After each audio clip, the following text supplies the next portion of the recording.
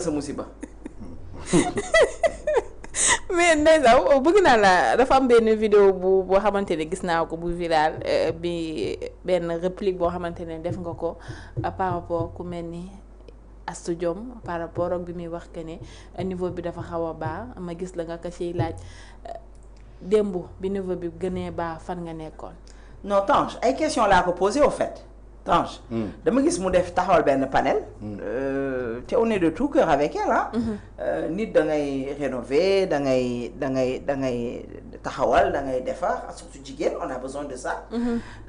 di wax pour wax ak sénégalais yi wax leen delloo si niveau bi parce que niveau bi dafa baax mais pourtant bi niveau bi di baax dëgg boobu am na journalistes yu àndoon ak niveau bu baax boobu ànd ak ñoom baax au temps boobu y avait des journalistes yoo xam ne. nee nañ ce sont des grands journalistes renommés et tout am seen diplôme jàng et tout.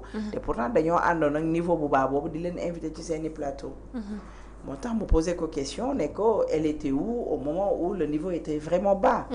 Jusqu'à présent elle est où quand le premier ministre va à l'Assemblée nationale pour waxtaan ak nit ñi normalement surtout quand il est avec son gouvernement mais il va à l'Assemblée nationale pour faire du dagga santé moo tax ma laaj ko elle était où aussi. Jusqu'à présent, le ministre fait des dagga santé. Il y a un premier ministre ou un gouvernement qui est là en train de constater avec nous. Il constate avec ñun ñi nga xam ne gars yi ñun ñoo leen fi teg. Elle ne pose pas de questions. Moi, j'ai aucun problème avec elle. J'ai même aimé le fait que bi mu demee palais noonu ci 4 avril bi elle a osé poser des questions à Diomaye et même elle a répliqué pour lui dire que loolu c'était au temps de Pastef. J'ai aimé. Mais là-bas aussi, elle a vu un débat vraiment bas.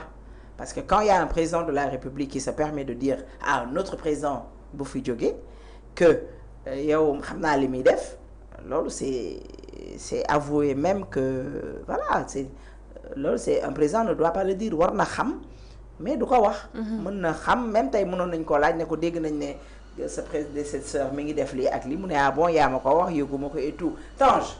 dégg naa Laay Wàdd da daan tukki. waaw bu tukkee ba ñëw indiwul dara de. mais pour dala xelu sénégalais danaan indi naa lu bëri.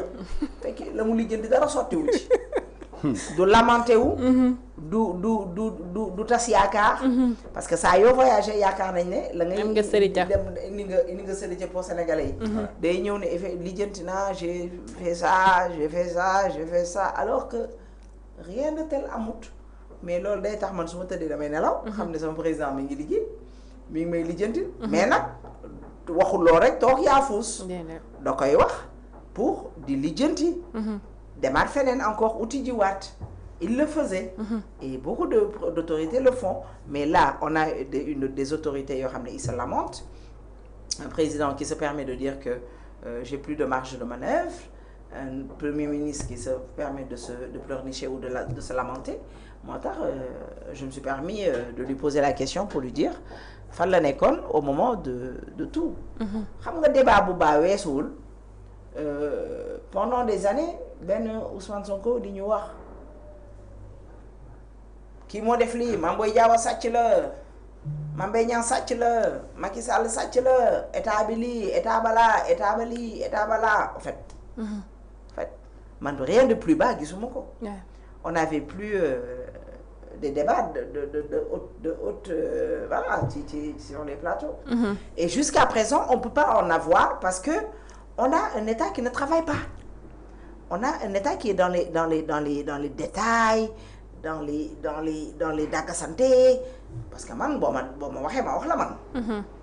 Et quand on a un État qui ne travaille pas wala des ministres qui ne travaillent pas mais il faut que ñu wax ko. bu ñu amee benn Yacine Fall qui se permet de dire du n'importe quoi. De répondre à des rumeurs. J'ai le droit de demander à cette Astou-là fan la nekk. fan la nekkoon. bon peut-être que yooyu yëpp la bëgg a faj. moo tax peut-être mu taxaw loolu mu taxaw mais pour que rek dama ko doon leeral rek. posé waale ko ay questions rek ne ko le débat est très très bas depuis 2020 wala 2021 depuis le dossier de Adji Sarr. Le débat est bas.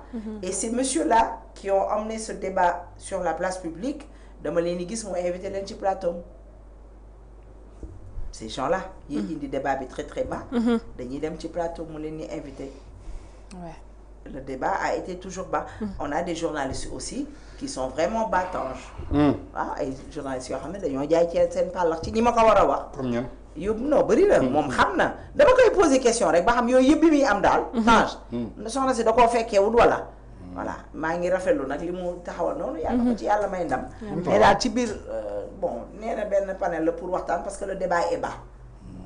comme que le débat politique est bas le débat maintenant est bas il faut que mu leeral ñu et je pense qu'elle va répondre à ces questions-là. En tant qu'une dame qui se respecte, en tant qu'une journaliste qui se respecte, elle va répondre à toutes ces questions-là yi nga xam ne je lui ai posées. Inch'Allah.